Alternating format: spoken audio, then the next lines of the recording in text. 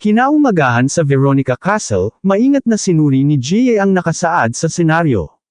Ayon sa nilalaman nito, kailangan nilang protektahan ang Veronica Castle hanggang sa tuluyang matapos ang kasalukuyang senaryo. Kaagad naman yung sinang-ayunan ni Dokya. Ipinaalala niya na iyon talaga ang pangunahing misyon nila.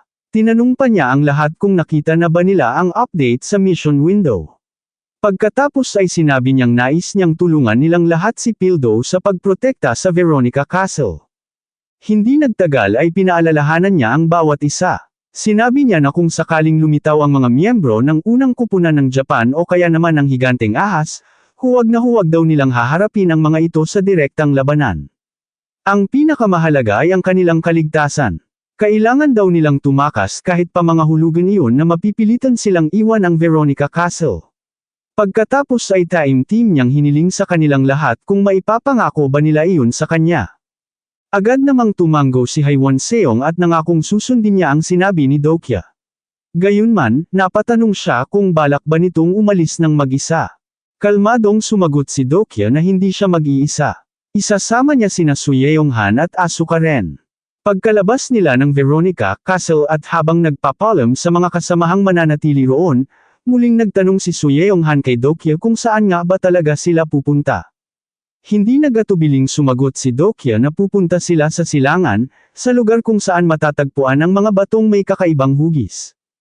Pagkarinig ni Asuka rin sa destinasyon nila, agad siyang nabahala. Ipinaalam niya kay Dokya na nasakop na ng Japan ang lugar na iyon. Ngunit nanatiling kalmado si Dokya at sinabi niyang alam na niya iyon. Lalong nagulat si Asuka rin nang sabihin ni Dokya na iyon mismo ang dahilan kung bakit isinama niya siya. Napatanong si Asuka rin kung ganoon ba kalaki ang tiwala ni Dokya sa kanya. Direkta namang sumagot si Dokya na hindi. Sa halip, sinabi niyang umaasa lamang siya na mababayaran siya nito sa pagliligtas niya sa buhay nito noon. Doon lamang tuluyang naunawaan ni Asuka rin ang tunay na ibig sabihin ng kanyang sinabi.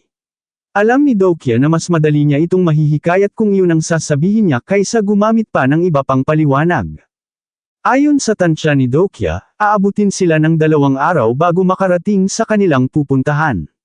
Ngunit kung bibilisan nila ang kanilang paglalakbay, maaari nila iyong marating sa loob lamang ng 1 araw, kailangan niyang malaman kay Asuka rin ang lahat ng kinakailangang impormasyon bago pa sila makarating sa lugar na iyon. Maya-maya ay muling nagtanong si Suyeonghan kung ano ba talaga ang plano ni Dokya. Sinusubukan ba nitong hanapin ang King of the Catastrophe? Sumagot si Dokya na hindi matatapos ang senaryo hanggat hindi nila napapatay ang King of the Catastrophe. Iyon mismo ang nakasaad sa ika-6 na pangunahing senaryo, kung saan kailangan nilang iligtas ang maliliit na tao at harapin ang huling catastrophe. Ayon sa abiso ng sistema, maaari nilang hanapin ang King of the Catastrophe o kaya naman ay humanap ng bagong pahiwatig. Dahil sa narinig, gulat na nagtanong si Asuka rin kay Dokya kung ang ibig ba nitong sabihin ay alam na niya kung sino ang King of the Catastrophe. Ngunit sa halip na direktang sumagot, sinabi lamang ni Dokya na inaasahan niyang siya mismo ang magsasabi nito sa kanya. Dahil doon ay natahimik si Asuka rin. Tumingin siya kina Dokya at Suyeonghan habang malalim na nag-iisip kung maaari ba niyang pagkatiwalaan ang dalawang ito. Iniisip niya kung gaano karami ang dapat niyang sabihin at kung hanggang saan lamang ang impormasyong maaari niyang ibunyag. Bigla siyang natigilan at napatulala nang tanungin siya ni Dokya kung paano naging King of the Catastrophe ang White Demon King na si Izumi Hiroki. Halos hindi makapaniwala si Asuka rin. Gulat siyang napatanong kay Dokya kung paano nito nalaman ang bagay na iyon. Kasabay nito ay lumabas ang abiso ng sistema. Napagtagumpayan ni Dokya na mahulaan ang pagkakakilanlan ng King of the Catastrophe. Kasunod pa noon ay isa pang abiso ang lumitaw. Ilang konstelasyon ang humanga sa ipinakita niyang kakayahan sa paghuhula kaya nagbigay ang mga ito sa kanya ng 500 barya bilang gantimpala. Ang White Demon King na si Izumi Hiroki ang sumuporta kay Jungkook sa mga huling round, at siya rin ang kinikilalang napakahusay na hari ng Japan. Kahit ganoon, naging isang catastrophe pa rin siya sa pagkakataong ito, at iyon ay isang pangyayaring hindi kailanman naganap sa mga naunang bahagi ng TWSA. Sinabi ni Dokya kay Asuka rin na hindi na mahalaga sa ngayon kung paano niya nalaman ang tungkol doon. Wala na silang oras upang mag-alala sa mga ganoong bagay sa kasalukuyan. Pagkarinig niyon, yumuko si Asuka Ren at sinisi ang kanyang sarili. Sinabi niyang siya ang may pananagutan sa nangyari kay Izumi Hiroki.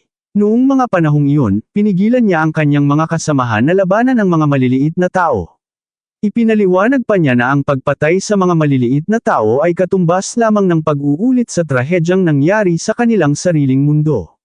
Ngunit mahigpit siyang tinutulan noon ni Hajime Yamamoto. Sinabi nitong napakatanga ng ganoong pag-iisip dahil mas madali nilang matatapos ang senaryo kung sila mismo ang magiging mga catastrophe.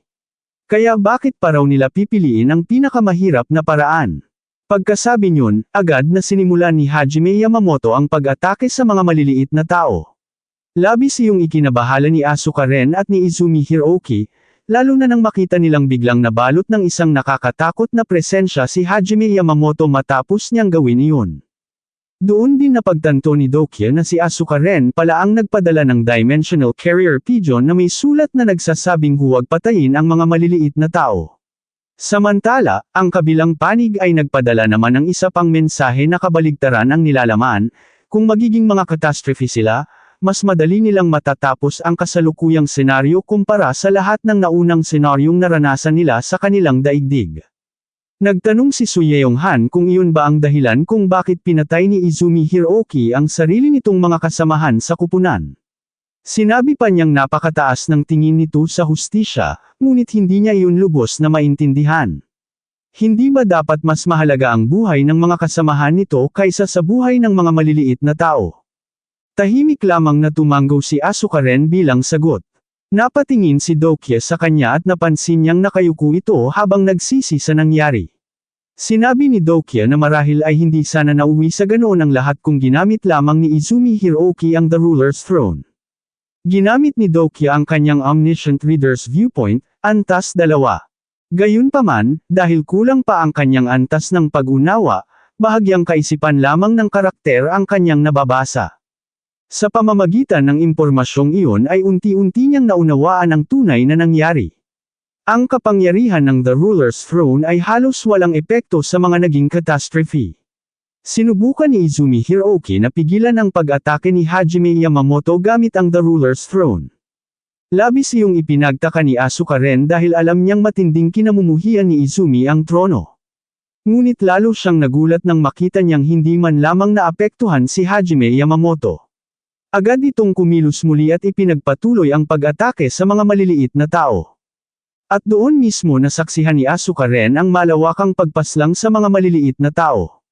Sa kasalukuyang senaryong iyon, wala nang kahulugan ang konsepto ng mga bansang tulad ng Korea at Japan. Ang tanging umiiral na lamang ay ang dalawang panig, ang mga maliliit na tao at ang mga catastrophe. Upang makontrol ng isang tao ang isang kupunan, kailangan muna niyang maging hari ng kapunang iyon. Dahil dito, kahit labag sa kanyang kalooban, napilitan si Izumi Hiroki na magpasyang siya ang magiging hari ng mga catastrophe.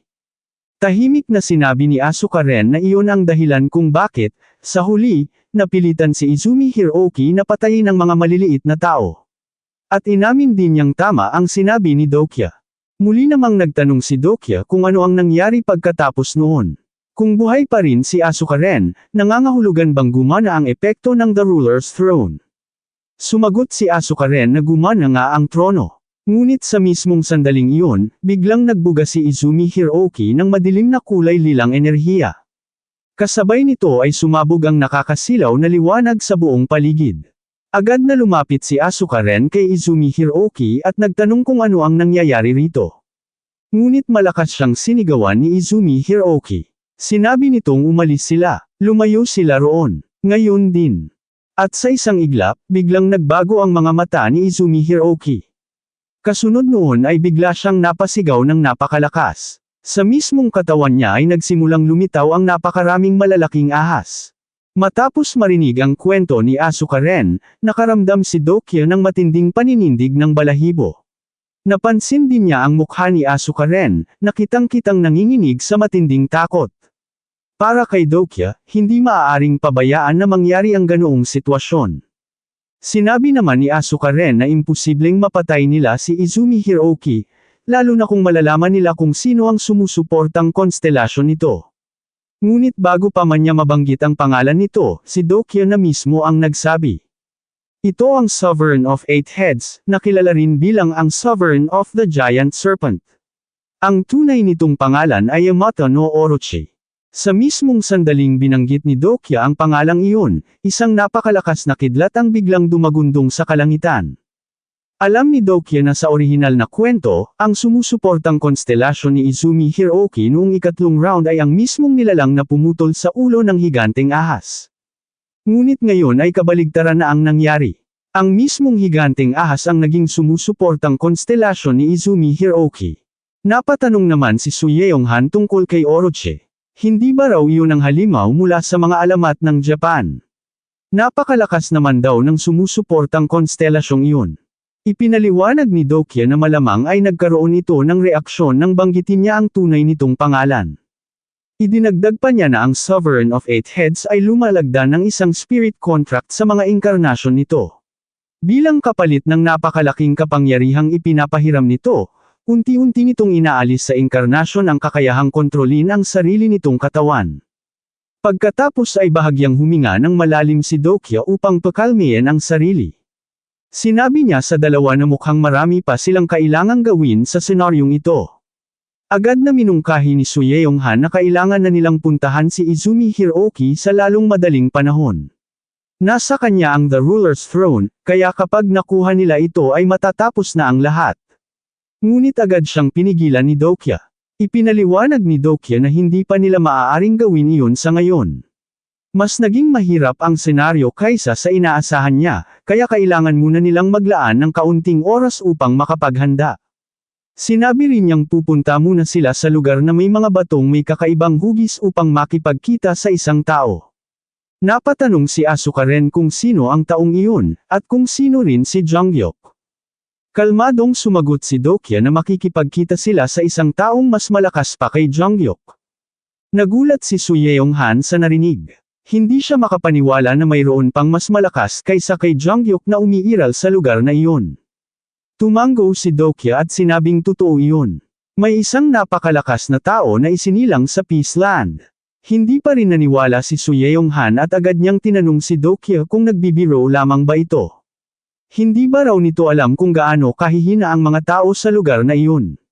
Wala man lang daw kahit isang mahusay na sword master, lalo na isang tunay na bihasang swordsman. At pagdating naman sa Mahika, ang tanging kaya lamang gawin ng mga tao roon ay lumikha ng maliit na apoy.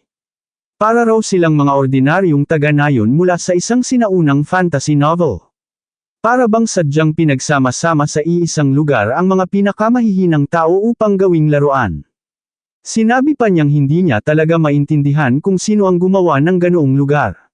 Halata ang pagkainis sa kanyang boses habang nagtatanong kung bakit ginawang entablado ng mga dokaebi ang lugar na iyon para sa kasalukuyang senaryo. Gayong kilala naman ang mga dokaebi sa paghahanap ng mga kapanapanabik na sitwasyon, nagtataka siya kung nagsisikap pa ba talaga ang mga ito. Dahan-daang pinakalma siya ni Dokya. Ipinaalam niya kay Su Yeonghan na ang mundong iyon ay hindi ginawa ng mga dokaebi. Pagkasabi niyon ay dahan-dahan siyang lumingon kay Asuka rin. Dahil doon ay napalingon din si Su Yeonghan sa kanya. Pareho silang nagulat nang makita nilang umiiyak si Asuka rin habang paulit-ulit na humihingi ng tawad sa kanila. Sa sandaling iyon ay napagtanto ni Su Yeonghan na marahil si Asuka rin ang lumikha ng Peace Land. Dito na po nagtatapos ang ating kabanata, abangan ang mga susunod pa nating upload. Huwag din kakalimutang mag-like, share, subscribe at i-click ang notification bell, para lagi kayong updated sa mga susunod pa nating mga video.